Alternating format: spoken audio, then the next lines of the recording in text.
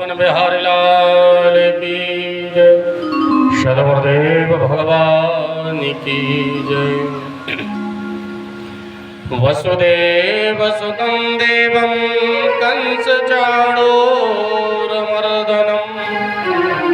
देवकी परमानंदं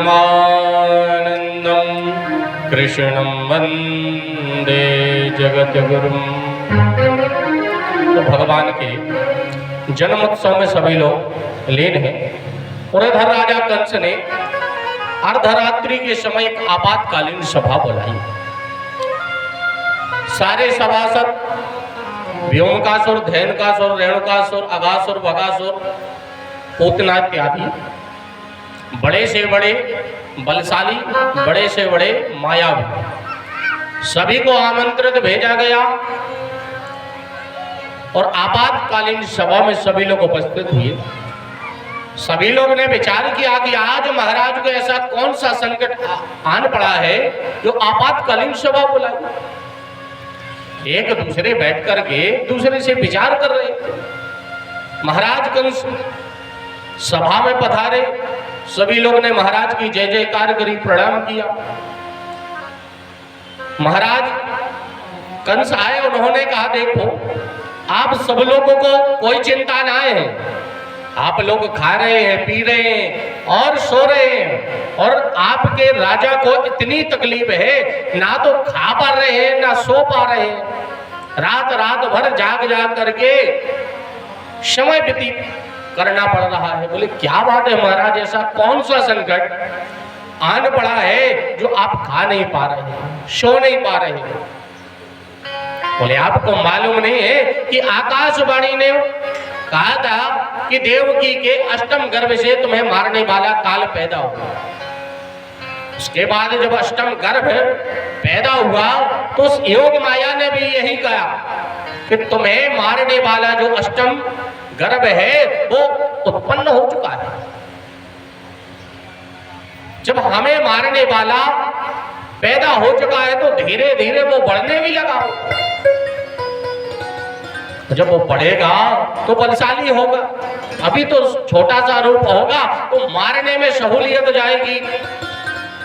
बोले हाँ, तो आप आदेश दें किसको जाना है उस शिशु को मारने के लिए। बोले आप लोग कैसे जाओगे।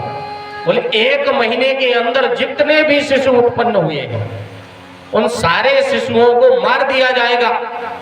बोले उपाय तो अच्छा है पर आप लोगों का जो स्वरूप है वो बड़ा कुरूप है। तो ऐसे राक्षसों को जाने के लिए तो रोक लग जाएगी, कैसे लोग जाने देंगे। तो पूतना ने कहा महाराज मैं जा सकती हूं।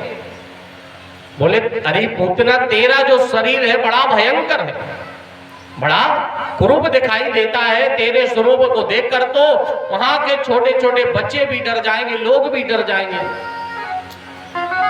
तो पूतना ने कहा मेरा जो स्वरूप है मैं सुंदरता में परिवर्तित एक भेष बना लूंगी। एक राजकन्या का जो भेष होता है सुंदर से बना लो। तो महाराज ने कहा मारोगे कैसे, मारोगे कैसे।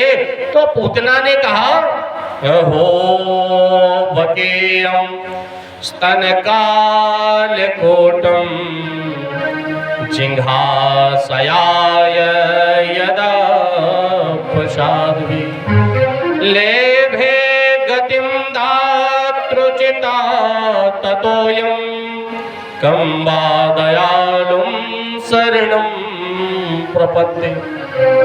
महाराज मेरे पास एक कालकूट नाम का जहर है जिसे मैं अपने स्तनों पर लगा करके जाऊंगी और उस छोटे से बालक का पान कराऊंगी। जैसे वो दुग्ध का पान करेगा उससे पहले जहर का पान करेगा वो तुरंत मर जाएगा। राजा को विचार अच्छा लगा, तुरंत पूतना से कहा जाओ विजयी होकर के लौटना। और पूतना ने अपना भेष बदला और जाकर के नंदगांव से जैसे ही निकलने लगी तो स्वरूप को देख करके लोग कहने लगे देखो ये राजघराने की कोई राजकुमारी है, इसका जो भेष है ऐसे देखकर लगता है बड़े घराने से आई होगी, स्वरूप लंबा है, गहने गुहरिया पहन करके, महंगे से महंगी साड़ी, स्वर्ण जवाहरात पहन करके जब निकलते हैं तो लोग कहते बड़े घराने की है। तो किसी ने जाने में रोका नहीं और किसी ने टोका नहीं, वो तो सीधे नंद भवन में प्रवेश किया। तो यशोदा मैया गोद में लेकर लाला को खिलाए रही थी। अरे आओ गोपी, बड़ा विलंब हो गया आने में।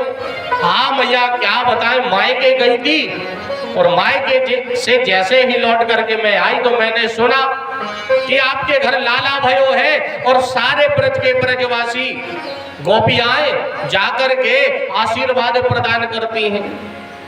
तो मुझसे भी रहा नहीं गया, तो मैंने सोचा चल लाला के दर्शन कराऊं और कुछ आशीर्वाद प्रदान कर। हाँ हाँ बड़ी अच्छी आई, चल बैठ, तेरा ही तो लाला है, मेरा नहीं, तेरा ही लाला है, ले आशीर्वाद प्रदान कर। गोदी में दे दिया। जैसे ही पोतना ने भगवान को गोद में लिया और मैया अपने काम काज में फंस गई। पोतना ने गोद में लेते ही भगवान ने नेत्रों को बंद कर दिया। भगवान ने नेत्रों को बंद कर लिया। सामुंचा मुंचलां हृदय प्रभासिना नमपीड्यमाना खिलजीवमर्मिणा विप्रत्य नेत्रे चरणों भुजो मोहे प्रवक्त्रि गात्रा द्रपते सरोरः। भगवान ने वो जैसे ही गोद में लिया, पूतना को देखकर भगवान ने अपने नेत्रों को बंद कर लिया। परीक्षित ने सुखदेव महाराज से किया प्रश्न कि महाराज भगवान ने नेत्रों को क्यों बंद कर लिया? तो महाराज सुखदेव जी ने परीक्षित से कहा कि एक मत तो ऐसा लगता है कि पूतना का जो स्वरूप है उस स्वरूप को देख करके भगवान डर ना जाए, इसलिए शायद भगवान ने अपने नेत्रों को बंद कर लिया। बोले वो तो साक्षात परब्रह्म परमात्मा है, वो पूतना के स्वरूप को नहीं कोई भी स्वरूप उत्पन्न कर ले, तो भगवान डरने वाले नहीं है। तो बोले दूसरा मत ऐसा है कि भगवान के एक नेत्र में चंद्र का वास और दूसरे नेत्र में सूर्य का वास है। शायद भगवान अच्छी तरह पूतना को देख लेते तो शायद पूतना भस्म हो जाती। सूर्य की तपन चंद्रमा की है तो सूर्य की तपन से भस्म भी हो सकती थी पूतना। बोले हाँ, पर ऐसा लग नहीं रहा कि भगवान ने इस मत के कारण रखा हो। तो शायद भगवान ने इसलिए नेत्रों को बंद किया होगा कि पूर्व जन्म में पूतना राजा बलि की पुत्री रत्नमाला थी। जब भगवान वामन बनकर के राजा बलि को छलने के लिए गए तो भगवान के वामन रूप का जो स्वरूप था उस स्वरूप को देख करके रत्नमाला वशीभूत हो गई। बोले भगवान बड़ी कृपा करते, अगर ऐसा पुत्र हमारे घर होता, ऐसा पुत्र हमारे घर होता। तो भगवान ने कहा चलो तुम्हारी आकांक्षा पूर्ण होगी। पर राजा बलि को जब भगवान वामन देव ने दो लोक में त्रिलोकी की संपदा और तीसरे पग में राजा बलि को भी बंदी बना लिया तो रत्नमाला के जो भाव थे वो बदल गए। वो कैसे भाव हो गए? बोले ऐसे पुत्र को तो जहर पिला देना चाहिए, उसे मार देना चाहिए। भगवान ने कहा ये भी तुम्हारी पूरी हो। तो आज भगवान गोद में लेकर नेत्र बंद करके पूतना को यही बता रहे हैं मन ही मन कि देखो मैया तुम्हारे मन के जो भाव थे आज पूर्ण हो रहे, तुम मैया बन करके आई। और दूसरा जब भाव बदला तो दूसरा भाव भी तुम अपने स्तनों में जहर लगा करके आई। आपका भाव था कि ऐसे पुत्र को तो जहर पिलाकर मार देना चाहिए। तो हम पुत्र बन करके आपकी गोद में विराजमान हैं। मैया का भाव पूर्ण हुआ और आप अपने स्तनों में कालकूट नाम का जहर पिलाने के लिए आई हो, तो दोनों भाव आपके पूर्ण हो। तो सुखदेव जी ने कहा राजा परीक्षित शायद पूर्व जन्म की बात को याद दिला। बोले मुझे अभी भी कुछ शंका है तो राजा परीक्षित से महाराज सुखदेव ने कहा ये अंतिम कारण है कि भगवान कृष्ण ने मन ही मन भगवान देवादिदेव महादेव को याद किया। बोले क्यों?